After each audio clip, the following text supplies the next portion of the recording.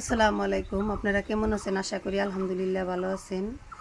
আজকে আমি কি রান্না করব না রান্না করব আপনাদের সাথে আমি শেয়ার করব। আপনারা পুরো ভিডিওটা দেখতে থাকুন আর লাইক কমেন্ট শেয়ার করুন। এই দেখুন এখন কইলাম কি রান্না করি না রান্না করি আপনাদের সাথে শেয়ার করব। আমি আজকে রান্না করব এই মাছ। এই দেখুন বড় বড় মাছ কালকে পুষ্কুনিতে ধরা হয়েছে। ভিডিওটা ছাড়া হয় নাই, আপনাকে দেখাই নাই, কিন্তু আজকে এখানে দেখাইতেছি যে মাছগুলো আমি রান্না করব। এই দেখেন বড় বড় একটা মাছ এই আমি রান্না করব। আর এই মাছের ডিম হয়েছে, এই যে এই ডিমগুলি আমি আলু দিয়ে মানে রান্না করব।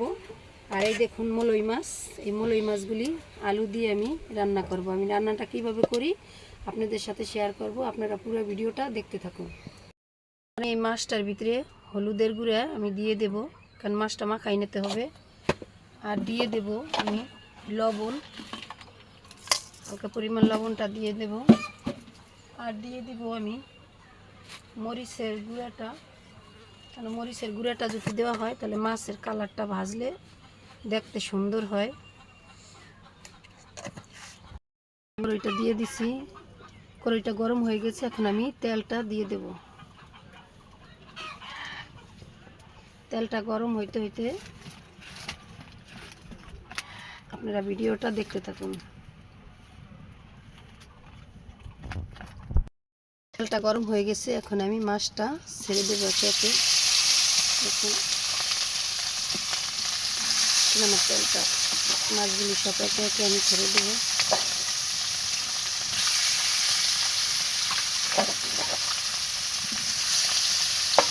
আর দেবো না, একবারে দেবো না, আমি দুই খোলায় মাছটা দেবো।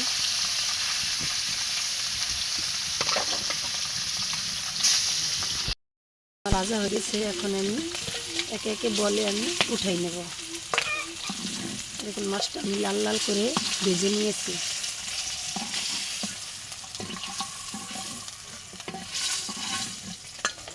দেখুন মাছের কালারটা কি সুন্দর লাল হয়েছে।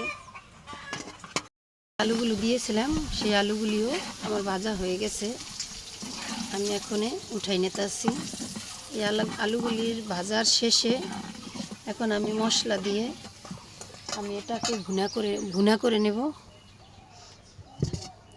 এই দেখুন কড়াইতে আমি দিয়ে দিলাম, যে কড়াইতে মাছ ভাজছি সেই কড়াইতে আমি মশলাটা দেব না, আলাদা করে আমি কড়াইটা দিয়ে নিলাম। গরম হয়ে গেছে, এখন আমি তেলটা দিয়ে নিলাম। এখন আমি একে একে মশলাগুলি আমি দেব।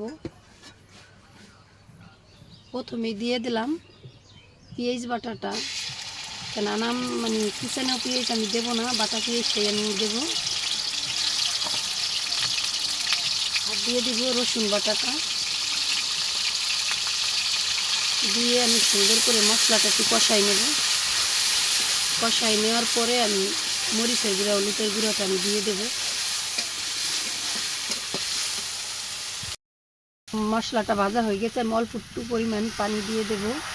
কেননা অল্প একটু পরিমাণ পানি দিচ্ছি কেন, যদি আমি এই তেলের উপরে মশলাটা ছাড়ি গুঁড়া হলুদ আর গুঁড়া মরিচ তাহলে কালো হয়ে যায়, এই জন্য আমি পানি অল্প একটু দিচ্ছি, এর ভিতরে ছাড়বো। দিয়ে দিলাম পরিমাণ মতন মরিচের গুঁড়াটা, দিয়ে দিলাম। এখন দিয়ে দেব আমি অল্প পরিমাণ হলুদের গুঁড়াটা, আর দিয়ে দেব সামান্য পরিমাণ লবণ। এখন আমি মশলাটা আবার সুন্দর করে একটু কষিয়ে নিই। এই টলের পানি দিয়ে দিলাম, কেননা ওই মাছটা আর আলুটা সিদ্ধ হওয়া লাগবে, এই জন্য অল্প পরিমাণ একটু জল দিয়ে দিলাম। এটা সিদ্ধও হবে আর অল্প পরিমাণ ঝোলও থাকবে। জলটা মানে বলকাই উঠছে, এখন আমি মাছটা আর আলুটা আমি দিয়ে দেব। দিয়ে আমি একটু সুন্দর মতন নাড়াচাড়া দিয়ে আমি এখন কত সময় একটু জাল দিয়ে নেব, কেননা মশলাটার সাথে মাছটা মিলবে আর ঝোলটাও একটু মানে কমে আসবে, পরিমাণ মতন আমি ঝোলটা রাখবো। আমার ভুনাটা হয়ে গেছে, এখন আমি এই বলে নামিয়ে নেব। এই দেখুন কালারটা কি সুন্দর এসেছে। এখন আমি এই যে মাছটা আমি বলে ঢেলে নেব।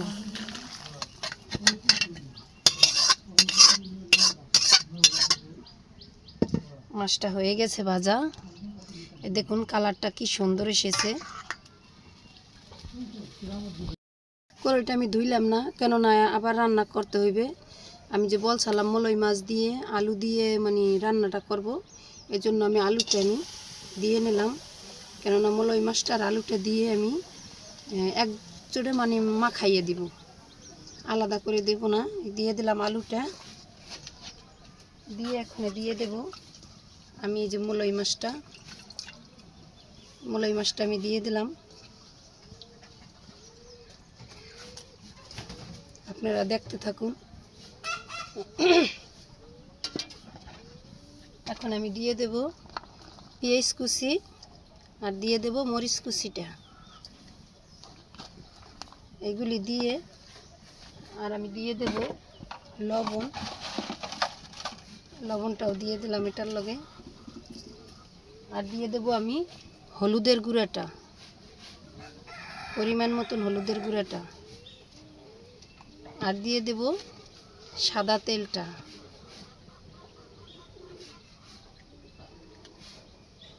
আমি এখন সুন্দর করে এটাকে মাখাই নেব।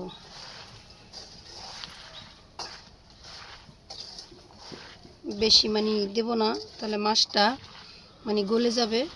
পরিমাণ মতন আমি আস্তে আস্তে দিয়ে মাখাই দেব। কেন ছোট ছোট মাছ তো, কালকে পুষ্কুন্নি থেকে ধরতে করতে করতেই মাছটা নরম হয়ে গেছে আমার মাছটা মাখানো। বেশি মাখাজোখা করলে মাছটা ভেঙে যাবে। আমি দিয়ে দেব পরিমাণ মতন পানিটা। হয়ে গেছে, আমি আর দেব না পানিটা, কেন একদম মানে চরচরি করব। হয়ে গেছে, এখন আমি চুলাটায় দিয়ে নিলাম। আমি গুঁড়া মাছের চরচড়িটা হয়ে গেছে, এখন আমি এটা নামাই নেব। নামাই নিয়ে আমি বলে বেড়ে নেব। দেখুন হয়ে গেছে।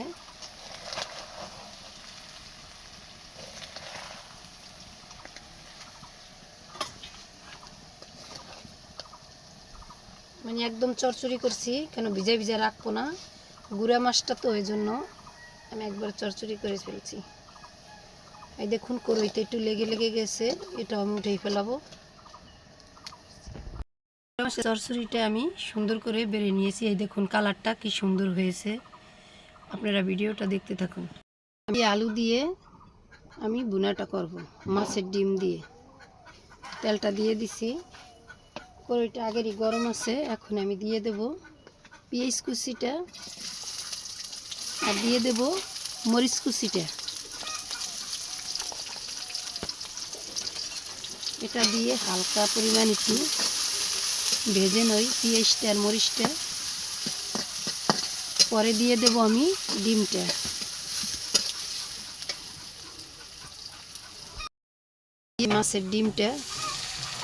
মাছের ডিমটা একটু গলিয়ে রেখেছিলাম, আনাম দেব না, তাহলে খোয়া খোয়া হয়ে যায়।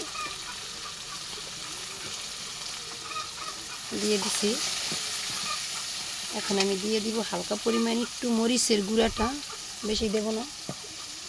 আর দিয়ে দিব হলুদের গুঁড়াটা।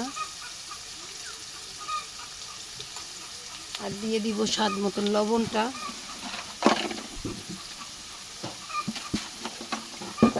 এখন আমি একটু নেড়েচেড়ে নই, নেড়েচেড়ে দিয়ে আমি এখন আলুটা আমি ছেড়ে দেব। আলুটা সুন্দর করে ধুয়ে কেটে রেখেছিলাম।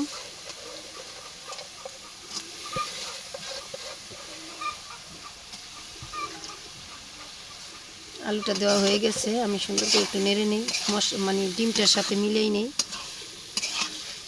একটু ঢেকে দিতে হবে, কেননা আলুটা সিদ্ধ হবে না।